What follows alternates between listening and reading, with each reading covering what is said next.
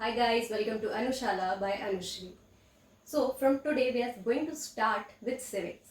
ठीक है, civics का एक और नाम है social and political life. Now we know that human is a social animal. इसका मतलब ये है कि human एक ऐसा जानवर है, ठीक है, मतलब एक ऐसा सोशल एनिमल है जो एक ग्रुप में रहेगा, जो अकेले सर्वाइव नहीं कर सकता. अब ह्यूमन ग्रुप में रहेगा तो इट्स वेरी नॉर्मल कि कोई एक व्यक्ति जो होगा उनमें से वो लीडर बनेगा, ठीक है. और जब वो लीडर बनेगा तो लोगों को गवर्न करने की कोशिश करेगा, है ना. कुछ उस सोसाइटी में, उस ग्रुप में कुछ रूल्स बनाए जाएंगे, कुछ रेगुलेशंस बनाए जाएंगे जिसके थ्रू पूरी जो सोसाइटी है, पूरा जो ग्रुप है, वो एक सिविलाइज्ड तरीके से सर्वाइव कर पाएगा, राइट. इसीलिए ये सब्जेक्ट पढ़ना ज़रूरी है, सिविक्स, ठीक है. अब सिविक्स में जब हम बात करते हैं तो बहुत सारे पॉलिटिकल टर्म्स हैं, क्योंकि ये सोसाइटी के बारे में भी है और सोसाइटी के पॉलिटिकल इंस्टीट्यूशंस के बारे में भी है. पॉलिटिकल इंस्टीट्यूशंस का मतलब क्या है? पॉलिटिक्स में जितनी तरीके से लोग इन्वॉल्व हैं, ठीक है, जितनी भी अथॉरिटीज़ बन रही हैं, उन सब के बारे में हम इस सब्जेक्ट में पढ़ने वाले हैं. अब हम जानते हैं कि इस सब्जेक्ट को पढ़ने का सबसे अच्छा तरीका है हम इसे इंडिया के रिस्पेक्ट में पढ़ें. इसका कारण क्या है कि जब हम इंडिया के रिस्पेक्ट में सिविक्स को या पॉलिटिकल साइंस को पढ़ते हैं तो हमारी understanding as a broad subject increase होती है, ठीक है. मतलब किस तरीके से लोग अपने ऊपर रूल करवाना चाहते हैं, ठीक है, किस तरीके से वो चाहते हैं कि उन्हें गवर्न किया जाए, उनके लिए रूल्स और रेगुलेशंस बनाए जाए, उसके लिए एक पॉलिटिकल इंस्टीट्यूशन है जिसका नाम है गवर्नमेंट, ठीक है. अब जब हम इंडिया के रिस्पेक्ट में देखते हैं तो हमारे पास जो गवर्नमेंट है वो कैसी है? डेमोक्रेटिक गवर्नमेंट है, ठीक है. मतलब कि इंडिया की जो गवर्नमेंट है वो कैसी है? डेमोक्रेटिक. ना डेमोक्रेटिक गवर्नमेंट का मतलब है कि हम एक डेमोक्रेसी को फॉलो कर रहे हैं, ठीक है. और डेमोक्रेसी का मतलब क्या है?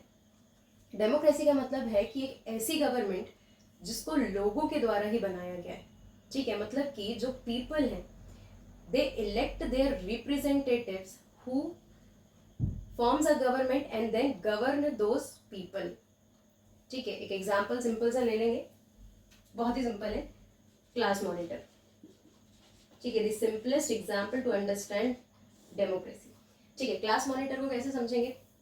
अगर क्लास मॉनिटर बनाना है तो, और हमें उसे इलेक्शन मेथड से बनाते हैं ना, यानी अगर हम उसे डेमोक्रेटिक मेथड से बनाते हैं तो किस तरीके से हम 3-4 बच्चों को इनवाइट करेंगे जो क्लास मॉनिटर की पोस्ट को हैंडल करना चाहते हैं, ठीक है. और लोगों से, जितने भी स्टूडेंट्स हैं क्लास में, उनसे बोलेंगे कि आपको इनको वोट देना है, ठीक है. पर student will give only 1 vote, right.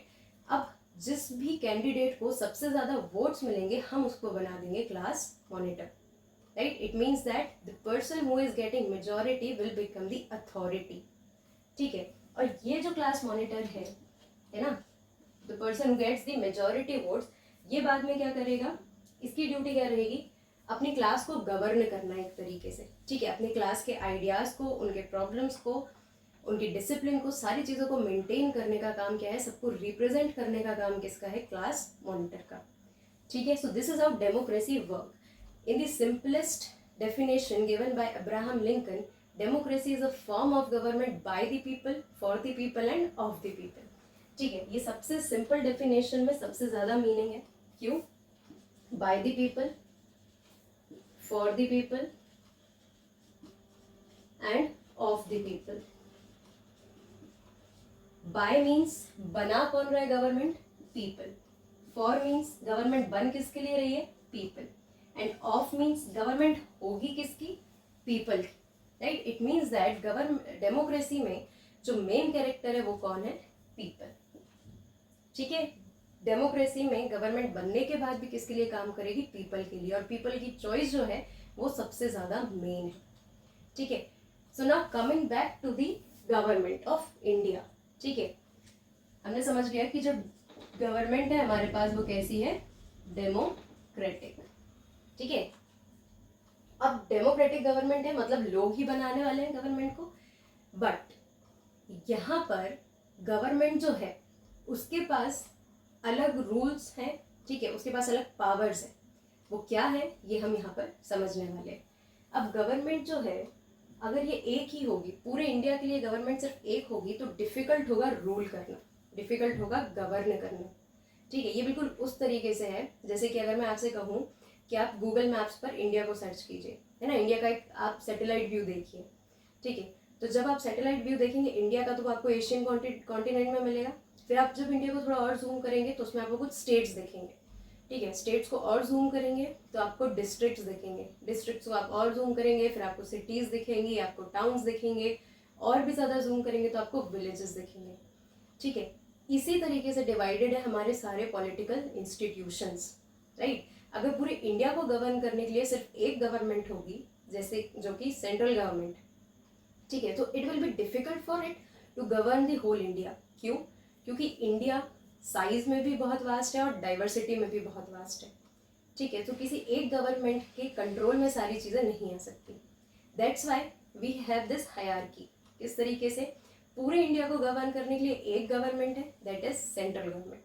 फिर हर स्टेट के लिए उसकी एक अलग गवर्नमेंट है जिसको बोला गया स्टेट गवर्नमेंट, ठीक है। फिर हमने एक थर्ड टीयर ऑफ गवर्नमेंट बनाया जिसको हमने कहा है लोकल गवर्नमेंट, जो कि पंचायत एंड म्यूनिसिपैलिटीज के लेवल पर काम करती है, ठीक है। अब coming back to the government, अब सेंट्रल गवर्नमेंट के बारे में पढ़ रहे हैं हम, ठीक है। और सेंट्रल गवर्नमेंट के 3 ऑर्गन्स के बारे में पढ़ेंगे, सेंट्रल गवर्नमेंट के 3 ऑर्गन्स के बारे में पढ़ेंगे।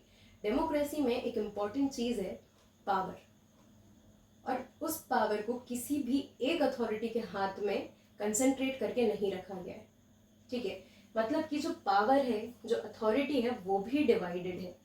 There is a separation of power, right.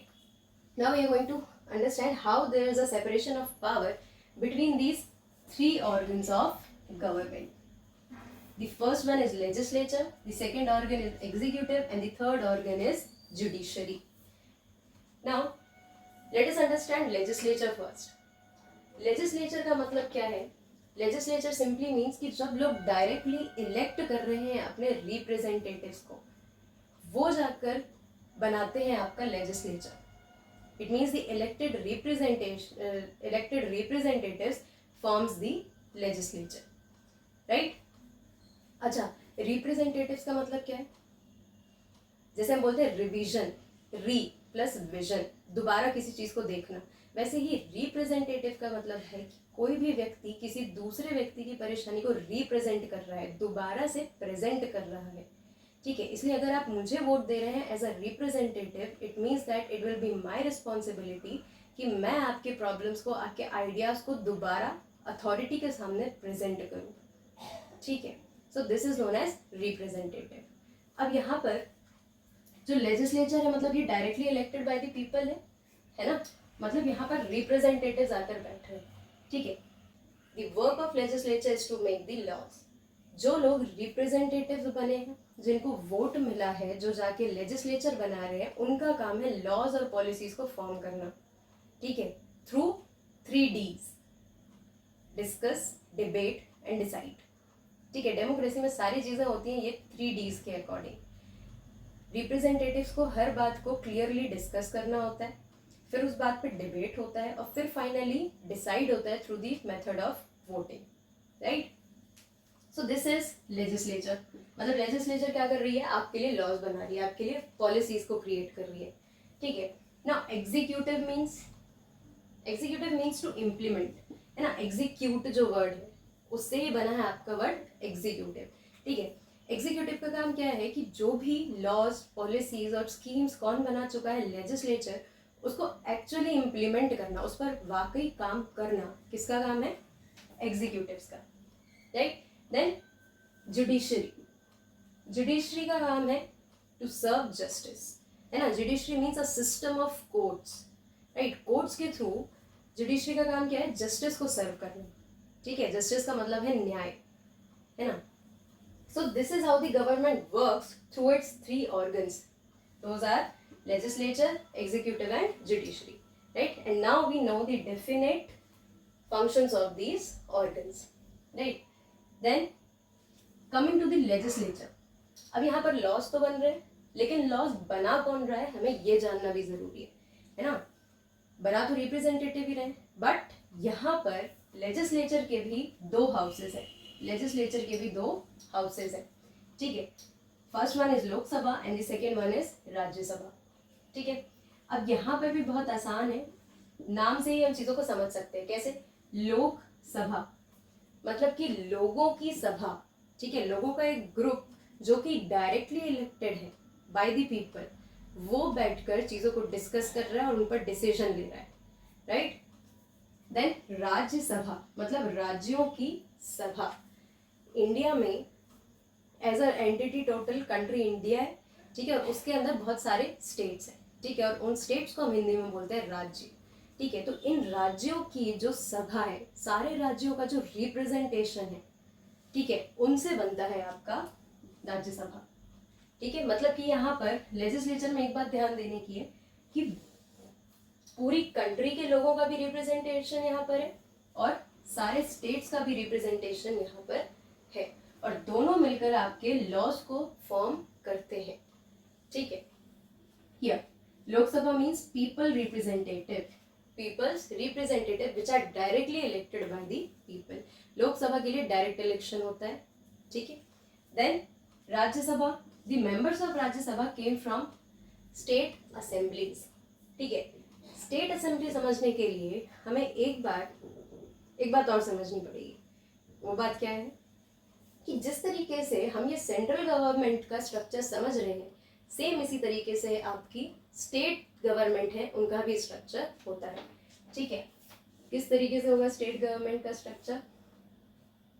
जैसे this is state government, right. State government के भी 3 ऑर्गन्स होंगे, legislature, executive and judiciary, right.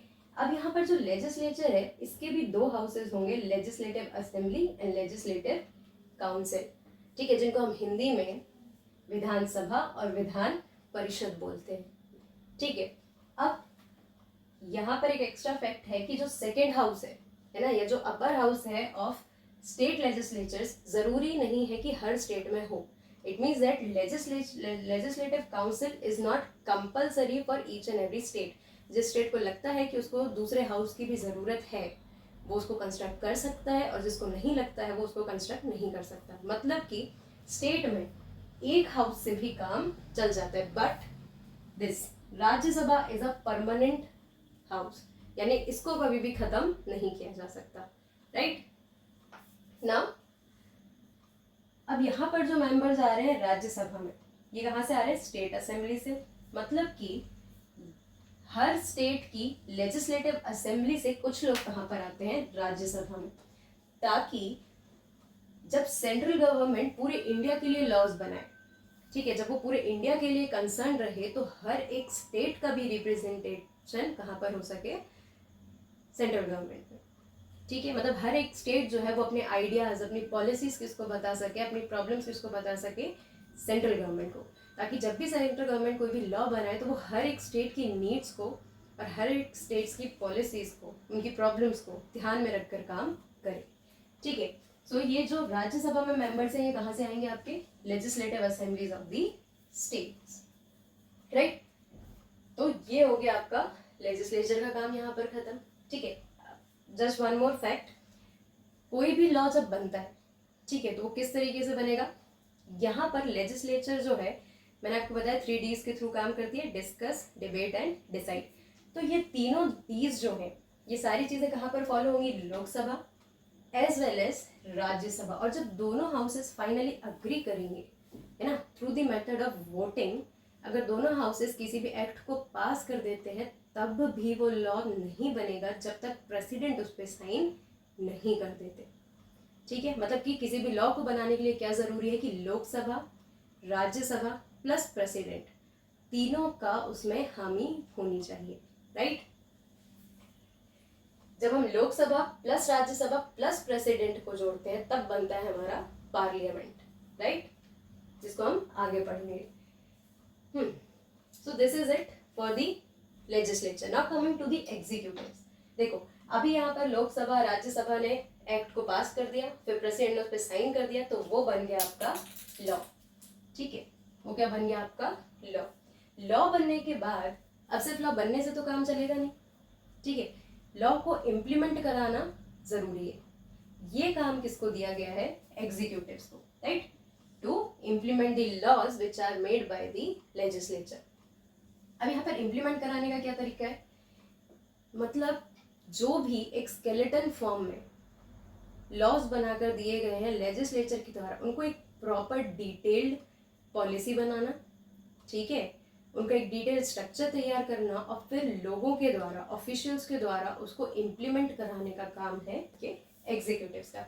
सबसे बड़ा जो एग्जीक्यूटिव ऑफिसर है हमारी सेंट्रल गवर्नमेंट में, वो होता है आपका पीएम, राइट, हमारे प्राइम मिनिस्टर, ठीक है। देन उसके बाद आते हैं council of minister, right, after that ministers. अब इन सबको समझने के लिए थोड़ा सा और डिटेल में हम जाएंगे, कहाँ से, लोकसभा से, ठीक है। लोकसभा में जब हम देखते हैं कि यहाँ पर लोग वोट करते हैं, है ना, पूरी इंडिया यहाँ पे वोट करेगी, ठीक है। और यहाँ पर वोट करने के बाद क्या होगा, जब ये लोग जाकर लोकसभा में बैठेंगे, है ना, सारे रिप्रेजेंटेटिव्स जो इलेक्ट हो चुके हैं वो जब जाके लोकसभा में बैठेंगे तो वहां पर एक काउंटिंग होगी, ठीक है, वहां पर एक काउंटिंग होगी कि कौन सी पार्टी जो है वो मेजोरिटी में है, कौन सी पार्टी मेजोरिटी में। अब पार्टी क्या है, पॉलिटिकल पार्टीज, ठीक है, इंडिया में मल्टीपल पार्टी सिस्टम है, ठीक है, यानी कि डिफरेंट डिफरेंट आइडियोलॉजीज की पार्टीज अपने कैंडिडेट्स को यहाँ पर खड़ा करते हैं इलेक्शन में, और फिर जो भी पार्टी मेजॉरिटी में आती है, यानी जिस भी पार्टी को सबसे ज़्यादा सीट्स मिलती हैं लोकसभा की, वो बना लेती है आपकी रूलिंग गवर्नमेंट, ठीक है, वो क्या बनाती है, रूलिंग गवर्नमेंट, ठीक है। बहुत ही सिंपल एग्जांपल लेंगे, है ना, in simple new numbers. Suppose Lok Sabha में 50 सीट्स हैं, suppose I am just giving an example, ठीक है, लोकसभा में 50 सीट्स हैं और यहाँ से 30 सीट्स किसको मिल जाती हैं, बीजेपी को, राइट, 10 सीट्स मिल जाती हैं और सपोज 15 सीट्स मिल जाती हैं कांग्रेस को, ठीक है, और 5 सीट्स मिल जाती हैं अदर पार्टीज को।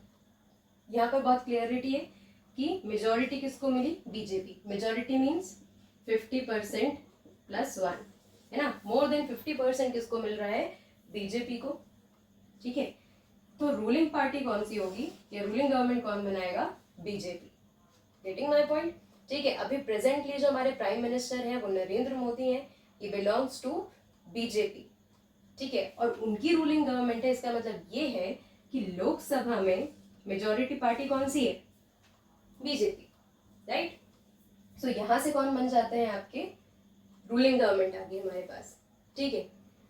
लोकसभा में जिस भी पार्टी को मेजॉरिटी मिलेगा वो बनेगी ruling government, ruling party, not government, यहाँ पर हम उसको बोलेंगे रूलिंग पार्टी, ठीक है। अब रूलिंग पार्टी के पास कुछ एडवांटेजेस होते हैं, ठीक है, रूलिंग पार्टी के पास क्या एडवांटेजेस होते हैं कि इनको क्या मिलेगा, इनको एग्जीक्यूटिव्स बनाने का मौका मिलेगा, ठीक है, इनको बनाने का मौका मिलेगा एग्जीक्यूटिव्स। ये 30 लोग जो बीजेपी के होंगे, 30 रिप्रेजेंटेटिव जो बीजेपी के होंगे, ये आपस में मिलकर ऑलरेडी डिसाइड कर चुके रहेंगे कि इनका लीडर कौन बनेगा, राइट। रूलिंग पार्टी का जो भी लीडर होता है वो बनता है प्राइम मिनिस्टर, रूलिंग पार्टी का लीडर बनता है prime minister. BJP in Lok Sabha has Narendra Modi as their leader, that's why he became the prime minister, ठीक है। अब एक बंदा बन गया इनमें से प्राइम मिनिस्टर, बचे बाकी 29, ठीक है। तो इन लोगों में मिनिस्ट्रीज को डिवाइड कर दिया जाता है, ठीक है, मिनिस्ट्रीज मतलब डिपार्टमेंट्स, है ना, जैसे एग्रीकल्चर डिपार्टमेंट है, डिफेंस डिपार्टमेंट है, होम डिपार्टमेंट है, फॉरेन अफेयर्स डिपार्टमेंट है, drinking water and sanitation, education, ठीक है, इतने सारे डिपार्टमेंट्स हैं, इनको डिवाइड कर दिया जाता है बाकी बचे लोगों में, जिनको हम बोलते हैं मिनिस्ट्रीज, और हर एक मिनिस्ट्री को हेड करने वाले को बोला जाता है मिनिस्टर, राइट। सो यहाँ पर बाकी लोग बन जाते हैं मिनिस्टर। अब ये काउंसिल ऑफ मिनिस्टर क्या है, काउंसिल ऑफ मिनिस्टर मतलब कुछ जो बहुत ही इंपॉर्टेंट मिनिस्ट्रीज हैं, है ना, उनके एक छोटे ग्रुप को बोला जाता है काउंसिल ऑफ मिनिस्टर्स, ठीक है। So prime minister, council of minister, ministers, right. इसके बाद सेक्रेटरीज होते हैं, ठीक है, सेक्रेटरीज मतलब जो एक्चुअली मिनिस्टर्स को बहुत सी चीज़ों में हेल्प आउट करते हैं ना, डिटेल्ड इन्फॉर्मेशन उनको प्रोवाइड कराते हैं, ठीक है।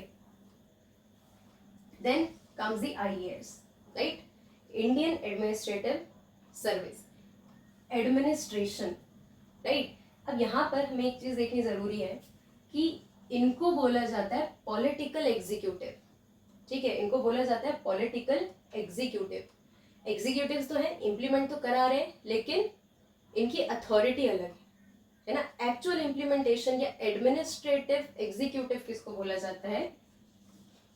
आईएएस को। क्योंकि ग्राउंड लेवल पर काम कौन करा रहा है? Actually IAS, right. So he is also part of executive, और ये डायरेक्टली इंडियन एडमिनिस्ट्रेटिव सर्विस, यानी कि ये किसी भी स्टेट में हो, है ना, लेकिन इनको एम्प्लॉय कौन कर रहा है, इनके लिए डिसीजन सारे कौन ले सकता है? केवल सेंट्रल गवर्नमेंट, ठीक है। So this is executives. Now coming to the judiciary, ठीक है। जैसे हमने देखा एग्जीक्यूटिव्स सेंट्रल लेवल पे कौन है? Prime minister, council of minister, ministers and IAS. यहाँ पर हम देखेंगे कि स्टेट लेवल में जो एग्जीक्यूटिव्स है उसमें सबसे बड़ा ऑफिसर कौन है, सबसे बड़ा एग्जीक्यूटिव कौन है? Chief minister, right.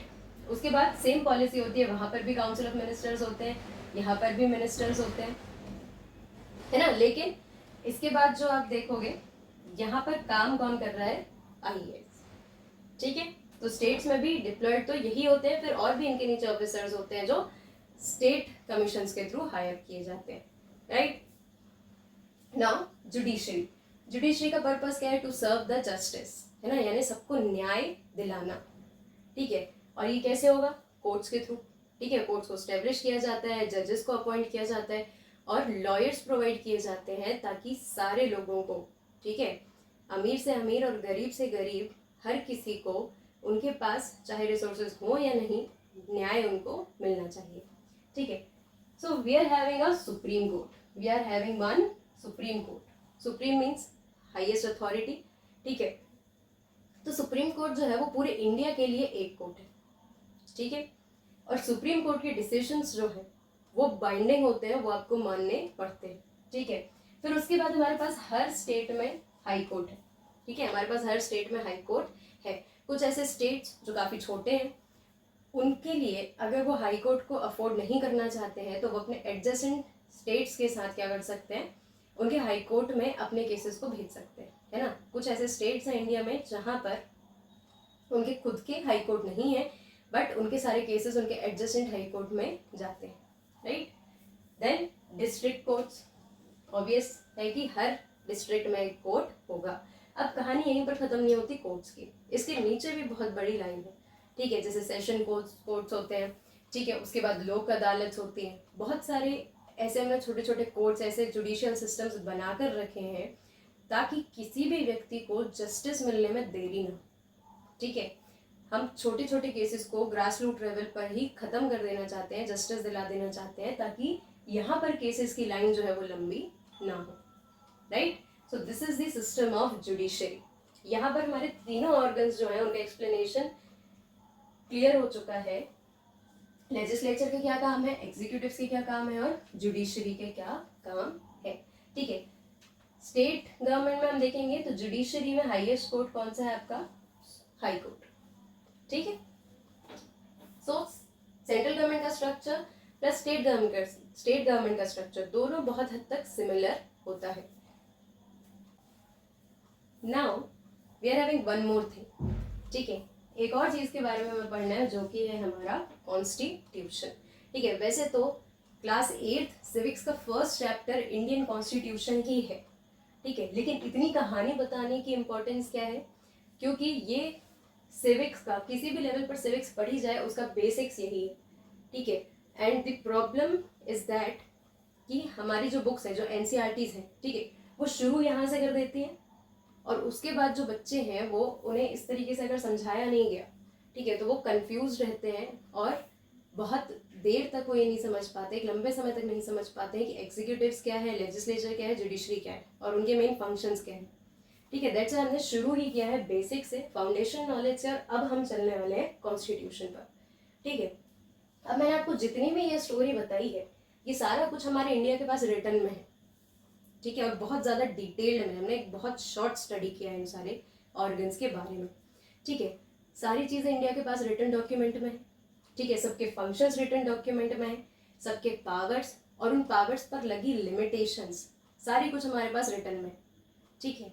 तो मतलब जिस भी जगह पर रिटन है ना, जहाँ पर भी जो डॉक्यूमेंट है वो कॉन्स्टिट्यूशन है, ठीक है, वो क्या है हमारा कॉन्स्टिट्यूशन, राइट।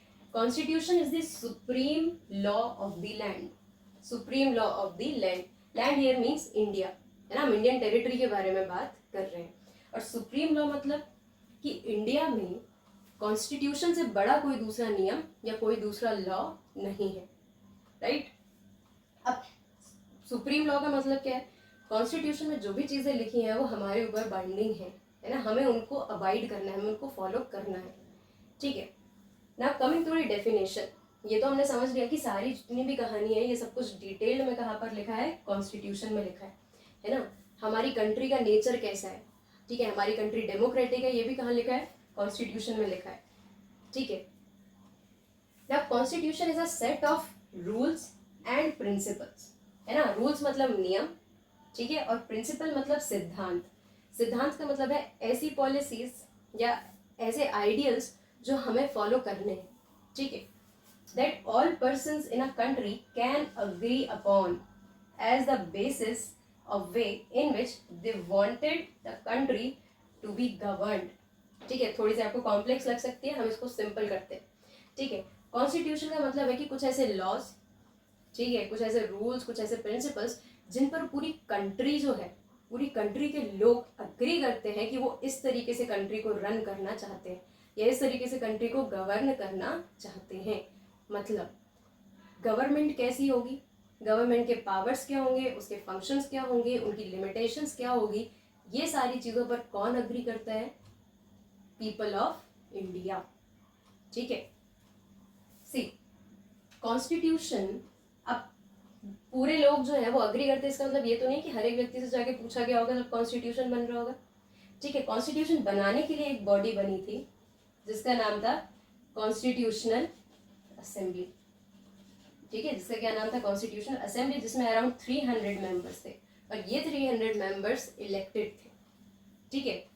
अब यहाँ पर ये कॉन्स्टिट्यूएंट असेंबली के मेंबर्स ने बहुत समय तक, इनको पूरे 3 साल लग जाते हैं कॉन्स्टिट्यूशन का ड्राफ्ट तैयार करने में, ठीक है, कॉन्स्टिट्यूशन के बेसिक्स तैयार करने में कि आखिर में हम कंट्री को कैसा बनाना चाहते हैं, हम कैसे गवर्न करना चाहते हैं, ठीक है। और ये कहानी कब की है, ये कहानी है जब इंडिया ब्रिटिशर से फ्रीडम के लिए लड़ रहा था, ठीक है, ये कहानी है आपके फ्रीडम स्ट्रगल की, है ना। जब यहाँ पर बहुत सारे नेशनलिस्ट लोग होते हैं, जब यहाँ पे बहुत सारे इंटेलेक्चुअल्स लोग आते हैं, उनको ये चीज़ समझ में आती है कि अब हम ब्रिटिशर से तो आज़ाद हो जाएंगे, ठीक है, लेकिन उसके बाद जब हमारे ऊपर से एक अथॉरिटी हट जाएगी तो मतलब हमें ही अपनी कंट्री को गवर्न करना है, तो हम उसे किस तरीके से गवर्न करेंगे, हम उसमें क्या क्या चीज़ें चाहते हैं, ठीक है, हम किस तरीके से उसे बदलना चाहते हैं, ये सारा कुछ किसने सोचा, कॉन्स्टिट्यूएंट असेंबली ने, ठीक है।